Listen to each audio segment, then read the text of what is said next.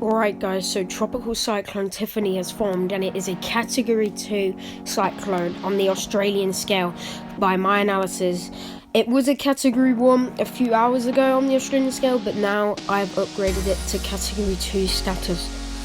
Currently with winds of 65 miles per hour, and that's 56 knots, and a pressure of 994 millibars. It's moving west-southwest at 9 miles per hour for this latest update, brought to you by Curtis Simplified.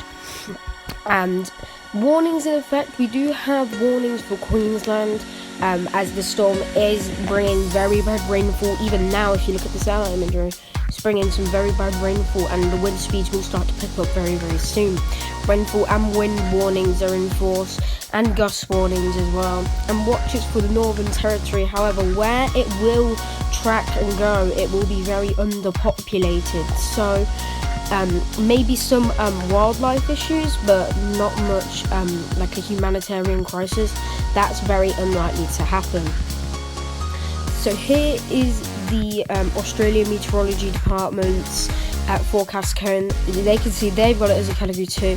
Got to go through Queensland, and then it's going to lose some its intensity but re-intensify in the Gulf of Carpentaria to a Category 3 before hitting the Northern Territory near Groot. But that is a very underpopulated area, so hopefully it doesn't start a humanitarian crisis, but it will be a very powerful storm when it makes landfall.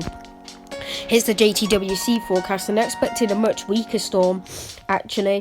They're expecting it to get to 65 knots, but yeah, you can see they have it right now that it has the wind speeds of 50 knots, but I don't think they've updated that yet.